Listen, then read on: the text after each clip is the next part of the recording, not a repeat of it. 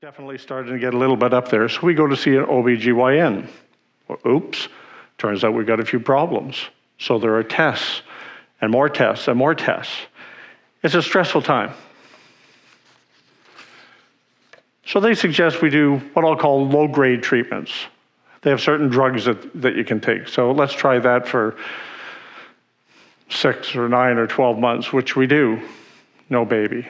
Well, maybe in that following year, maybe we do some minor surgery to one or both of you and see how that goes. Excuse me. No baby. Well, eventually you start getting into fairly serious interventions like artificial insemination. Artificial insemination is not necessarily an easy process. There's multiple steps. Every time you do a step, there's waiting. When you suffer from infertility, waiting is a big part of the thing. So you go through every step, you wait a bit, you get to the end, and if you don't have a baby, realistically, you're going to do the whole thing over again. Maybe you're going to do the whole thing over a third time. All through that time, it's stressful. And the more time that goes by, the more stressful it becomes because you really wonder if you're going to have that baby. Well, finally, we end up doing what most people would consider to be the ultimate, in vitro fertilization. IVF is even more complicated and it's more costly. There are that many more steps. After each step, you've got waiting, you've got harvesting, you've got implantation, et cetera, and the time goes by, waiting in between each step. And when you get to the end, if you have a baby, or 2, as the case may be, that's fantastic. But if you don't, you're probably going to try it again. And if you've got the money, you might try it yet again. So that was the technological medical track for us. But paralleling this all along was the spiritual track. Now, Don and I have always believed in supernatural healings, and we believe that God performs miracles all the time. We've seen them in other people, and we've experienced them ourselves. So from the outset, we had told very, very few people that we wanted to have children. But those people were our Christian friends, and we had them pray for us along the way. After a while, with no child, we went to the elders. They laid hands on us. They anointed us with oil, and they prayed over us. No child. Well, quite a ways along, and this would have been probably in the 11th year of this whole process, a friend of ours invited us to go to a healing service. Now, we believe in supernatural intervention. We believe that God works in this way, but we've never been to a healing service before, and there's a certain stigma to these things. But you know what? We're 11 years in. We decided to go. When we get there, as we're sitting down in our seats, Dawn leans into me and she says, "There is no way on God's green earth I'm going up to that platform." Okay, that's fine. But we sit there and we watch closely. And I have to say, it was an exciting evening. There were all kinds of people getting healed of all kinds of afflictions, and it was just exciting, and you could see God moving. So near the end, the healing service guy, I don't know, the faith healer, he says, okay, everybody here with an infertility issue, come up to the platform. Well, we were shocked because it felt like half the seats in the auditorium emptied as people flooded to the front. We were also shocked because we realized we were one of those couples heading to the front. We didn't expect to do that. So he said, you know, there's way too many people here. I can't possibly lay hands on and pray over every single person who's come forward. So this is what we're going to do. We're going to pick one woman, and she is, in essence, going to be a conduit of God's power. I'm going to lay hands on her and pray over her. And what's going to happen is her husband is going to stand behind her with his hands on her shoulders, and all of you lay hands on his shoulders or the next person or the next person, but we'll all be physically connected. And that's how we're going to do this. And the woman that he selected was Dawn. So under his instruction, she interlaced her fingers and placed her hands over her abdomen. He laid hands on her hands and started to pray over her. Well, immediately she started to feel movement in her abdomen, almost as if things were just being rearranged. It was a very, very vivid experience for Dawn. I'm standing behind her with my hands on her shoulders, and I felt like an honest-to-goodness electrical shock, and I'm talking a serious electrical shock. There was nothing about this that was just my imagination. And 30 or 40 feet away, my friend in the audience, he felt an electrical shock. So when we walked out of the room that night, we were excited. We felt God had really, really moved. So the next night, the phone rings, and it's my friend Harold. Now, Harold was not one of the people, okay, I want to emphasize, he was not one of the people that knew we were interested in having children. He was not aware that we'd gone to a healing service the night before. And I should also say, Harold is the most feet planted firmly on the ground guy you have ever met in your life. So he phones up and he's all stuttering and stammering. And he's, Steve, I really don't want to be making this call, but, well, Linda, that's his wife, well, Linda's making me, so I have to. So I kind of chuckled. I said, that's okay, Harold, what do you have to say? He said, well, before I go on, I should tell you, I have never remembered a dream that I've had in my life. He said, I assume I've had dreams, but I have never remembered a dream in my entire life. And I said, okay. And he said, I had this vivid dream last night that you and Don were going to have a baby boy. So I'm on the phone and I'm like, right? But what I said to him was, well, that's really interesting. Thanks for telling me that. Is there anything else? He says, no, I'm done. I'm so sorry to bother you with that, but Linda made me. Okay.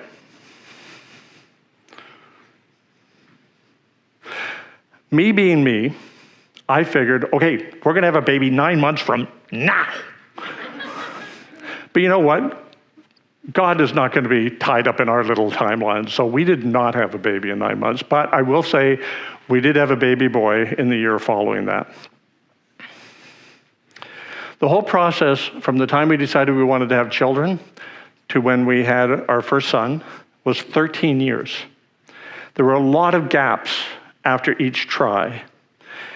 After each stoppage and play, Don would say, and I should say Don, anybody who knows us knows this, Don is more serene than I am.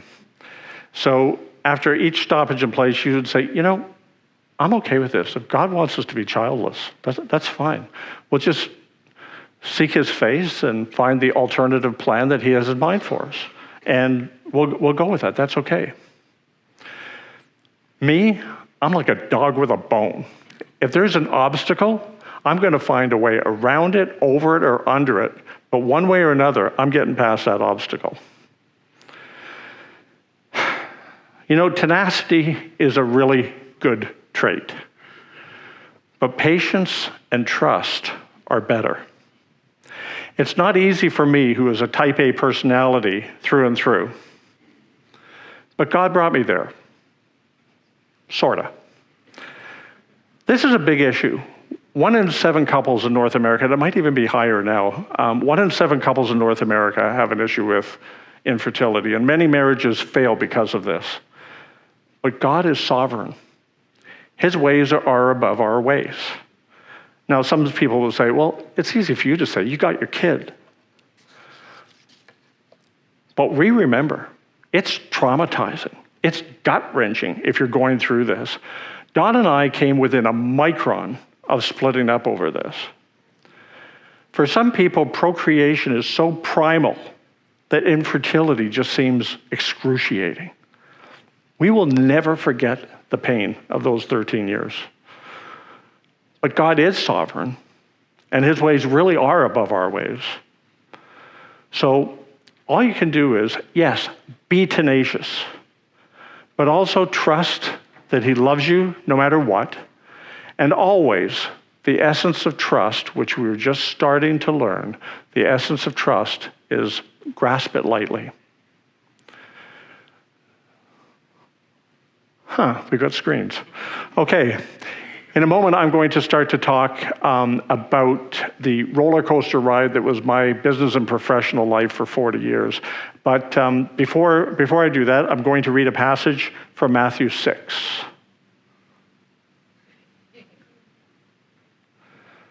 Therefore, I tell you, do not worry about your life, what you will eat or drink, or about your body, what you will wear. Is not life more than food, and the body more than clothes? Therefore, do not worry about tomorrow, for tomorrow will worry about itself. Each day has enough trouble of its own. So when I was 20 and Dawn and I were engaged, one day Dawn tells her roommate, I don't think I can marry Steve. And her roommate says, why? Why? What happened? She said, well, I grew up in a household where, my dad was a teacher. My dad knew exactly what his salary was going to be. He was super, super secure in his job. He knew what his medical benefits were if something went wrong. He knew years in advance, he knew the date he was going to retire on. Steve has this thing about being an entrepreneur. I mean, he's just dying to get out there and start his own business and do whatever, and risk doesn't seem to even register with him. And I'm just afraid I don't think I can live that roller coaster. So I just don't know if I go ahead. So she tried to break up with me, but for reasons I can't remember, she decided to stick it out. So I'm good. I'm really good for 12 years. I finished my education. I become a chartered accountant, and I go to work for a nice, safe, major accounting firm. But in 1989, which was 12 years later, the itch came that just had to be scratched. Now, I want to emphasize this was not a unilateral thing. Dawn and I prayed and discussed this very, very extensively, and we were absolutely in one accord when we decided to do this, but I left the nice, safe accounting firm and I started a business.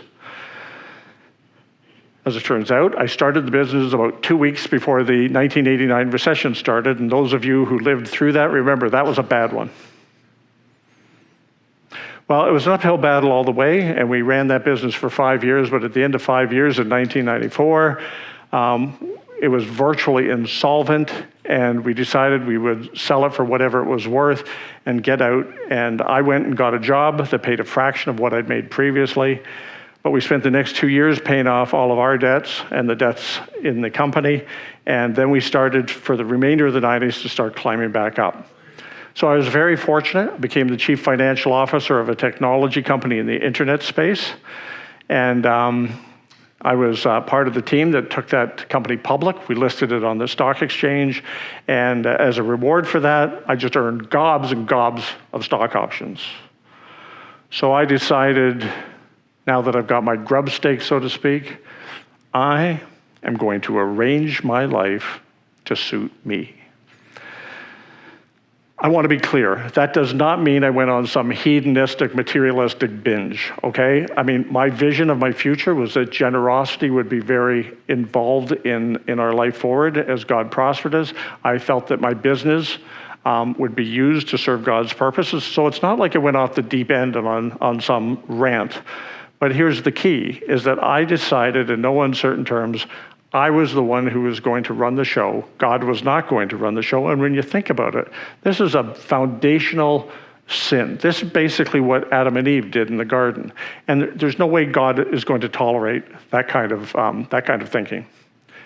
So as a consequence, I believe that God put me under his discipline for the better part of 10 years. Now, I'm going to take a little bit of a sidebar here from my main theme, because I want to talk about God's discipline for a minute. There are some people, because of their view of God and their worldview, they say a loving God would not discipline his children because for whatever reason, perhaps their upbringing, they equate discipline with punishment. So I'm going to read a passage from Hebrews 12 to be specific, and that passage will discuss this very issue. So I'm having a hard time seeing that, so are we there? Leila? Okay. My son, do not make light of the Lord's discipline, and do not lose heart when he rebukes you, because the Lord disciplines the one he loves, and he chastens everyone he accepts as his son or daughter. Endure hardship as discipline. God is treating you as his children, for what children are not discipled by their father. No discipline seems pleasant at the time, but painful. Later on, however, it produces a harvest of righteousness and peace for those who have been trained by it. So clearly, based on this passage, and there are many more in Scripture that talk about this principle, clearly the idea of God disciplining us, his children, is a biblical idea. But the thing that we have to remember is that discipline is not punishment. Discipline, if you look at it, the root word of discipline is the same as the root word of disciple. So think of discipline as the act of making one into a disciple. So this is a good thing. Didn't seem so good at the time, though. My business and economic life very, very quickly went down the tubes. And for close to 10 years, nothing, and I mean nothing, seemed to work. Even the most surefire things, even the no-brainers. I like to think of myself as a fairly capable guy, and nothing I attempted worked. As to my gobs of stock, well, we had the internet bubble burst at the beginning of this century, and I lost all of the stock that I had earned because my livelihood was in the tech sector. My income plummeted, and in due course, we had to sell our house just to make ends meet. At this time, God tells us to move to Florida, and we are, for a variety of reasons that I won't get into, we're utterly convinced that we're hearing his voice. For some people, they might say, "Oh, Florida, this is great." But for me, it was so contrary to my wiring that it was just about the worst thing that he could have said. If he'd said, "Move to Zimbabwe," that would have been worse. But moving anywhere was so against my wiring. The thought of leaving family and friends and familiarity, despite the fact that I'm a risk taker, kind of funny, eh? But the fact of moving away from family, friends, and familiarity was just horrific for me. And at one point, I was despairing. It was one of the lowest points in my life, and I cried out to God, "Why don't you like me?" Because just everything for multiple years by this point had gone wrong. Well, very, very shortly, after we were in Florida, God made it very clear that this was exactly where we were supposed to be, and we were totally at peace with it. So then we get into a new business, because that's kind of what I do. By any metric, the business looked like it was flourishing, and we're charging ahead, and then 2007 comes, the global financial crisis, lending everywhere freezes up, and our lender comes to us and says, "We're closing our doors. You've got a few weeks to go and find alternative investment or alternative financing." Well, as I said, the financial markets had frozen up. Getting finances was no picnic. At the same time, our largest customer, which was General Motors, decided to declare bankruptcy. Who on earth is ever going to think General Motors is going to declare bankruptcy? But they left us holding the bag for a lot of money. So we decide we need to close this business, that it just isn't viable, and once again, we're underwater. After 5 years in the US, we believed that God was telling us to come back to Canada and start over from scratch at 53 years of age. All through this, we learn more and more deeply to grasp it lightly. This becomes our literally daily mantra. Things were going wrong on an almost daily basis, and Don and I would look at each other and just say, "Grasp it lightly." It was our way of expressing trust in the sovereignty and loving kindness of God. And you know what? Through all that period of financial setbacks and failure after failure after failure, we never didn't have a roof over our heads. We never didn't have clothes on our back, and we never didn't have full bellies. God never allowed us to have a surplus, but neither did he ever fail us. So around this time, seemingly the period of discipline ended, and God became very open-handed with us, very generous. But we never forgot to grasp it lightly, whatever it happened to be. So in a moment, I'm going to talk a little bit about my health. But before I do that, I want to read a passage from John 14. There we go. "Peace I leave with you. My peace I give you. I do not give to you as the world gives. Do not let your hearts be troubled, and do not be afraid." I've been very, very fortunate in terms of health. I've had a few surgeries here and there. I've had a few illnesses here and there, but they were nothing to cry my beer about. 15 months ago, however, after winter ended. You know what it's like when winter ends. You start getting out, you're a little bit more active, you start going for walks, and your whole metabolism starts to pick up as spring progresses. I got off to a very slow start. And as the weeks went by, when I would have expected to be picking up steam, I just got slower and slower and slower. And so I knew something was wrong. So I arranged for a bunch of tests to be done, and I had what's referred to as an echo stress test, which is a cardiac thing, and I managed to fail that spectacularly. And they said, you better go for an angiogram, which they gave me near the end of July last year. Well, here's the results of my angiogram. I had a left anterior descending artery that was 96% blocked. The LAD is the artery that is commonly nicknamed the Widowmaker. Well, that was encouraging. So the Widowmaker, if you're familiar at all with this stuff, that is the artery that if that goes, the chances are probably 50-50 that you'd be dead before you hit the ground. I had a right coronary artery that was 100% blocked. I didn't even know that was possible, but it was 100% blocked. And I had 5 other arteries around the heart that were in various states of ickiness. So the cardiologist ordered an urgent quadruple bypass. And the problem is, as anybody who's been dealing with the medical system knows, what they want to happen urgently doesn't necessarily happen urgently. You have to get an available operating room, you have to get an available operating room staff, and in the last few years that has been so easy. So it was frustrating because the lineups dragged out the process. They kept on saying urgent. Without saying it in so many words, this is in late July, early August, the surgeon and the cardiologist as much as said, if you don't get this surgery soon, you will likely not see the end of September. So this is a frustrating time. But I got my surgery, got it at the end of the first week of September, and as you can see, it was successful. Through this period, I had occasion to reflect, what do I really believe about God's sovereignty, not to mention his trustworthiness, loving kindness, and grace? Well, I decided that he was indeed to be trusted. I believe that even before we're born, God knows the date that our earthly existence will end. So I thought, would the next page on my calendar be the last page on my calendar? Because if that's the case, I needed to be good with that. Either God's sovereign or he isn't. So if that's the case, I needed to be good with that. I needed to grasp it lightly. Now, don't get me wrong. I occasionally had my moments. I would say to God, Lord, you got this planned out before I was even born. Whatever you say is great. But just so you know, if I did get an extra few years to spend some time with Dawn, and if I did get an extra few years to see my granddaughter grow up, I'd be okay with that.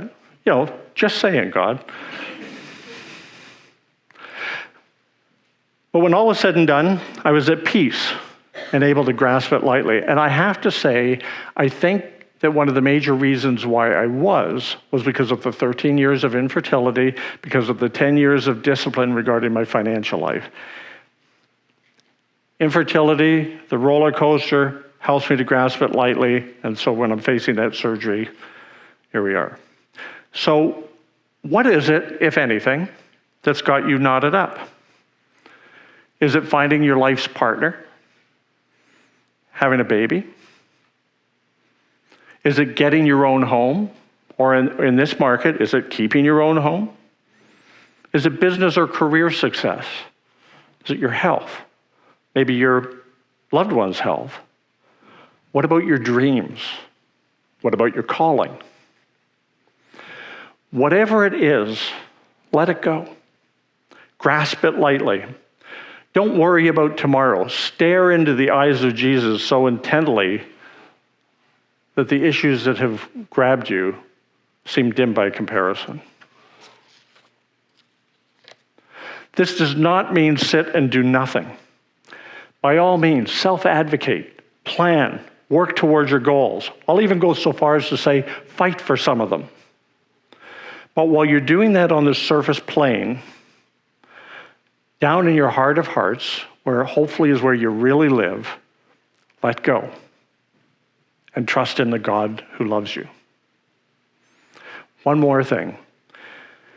That having been said, all of this does not mean that God is necessarily going to bring about your desires. In our case, some came to fruition, others didn't. Ultimately, this isn't about wish fulfillment. It's about relationship with the Most High God. Now, as the band comes back to the platform, I'm going to read one final passage from Matthew 11.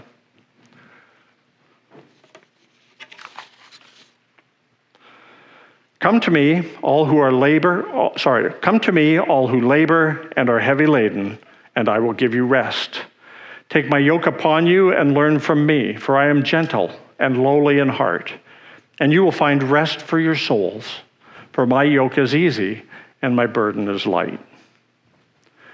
So in the next song, take time to reflect and think about the words that are being sung, and think about what there is in your life that perhaps you're holding on too tightly and that is causing you stress and is even causing perhaps a bit of division between you and God.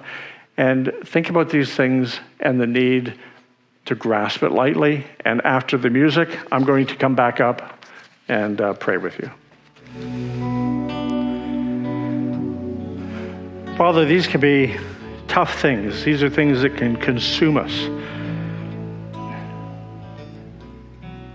And they're not usually short-lived. They usually test every amount of patience we ever thought we had and more. And sometimes these things can, whatever they are, sometimes they can drive us to despair. Sometimes they can drive us to rebellion. We ask that you would work powerfully in all of us. If we have something in our lives that just needs to be surrendered, that we need to just grasp more lightly, reveal it to us,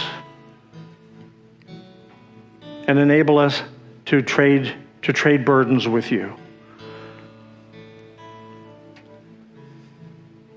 Lord, do a powerful work in people's hearts. Each and every person here whom you love dearly, work in their hearts and bless them in this particular thing.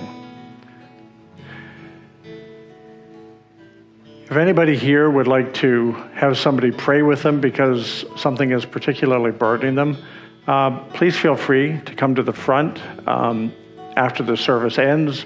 I would ask that any of the elders that are here this morning make yourselves available, and anybody else who would like to help some of these people with prayer. In the meantime, thank you so much for coming to church.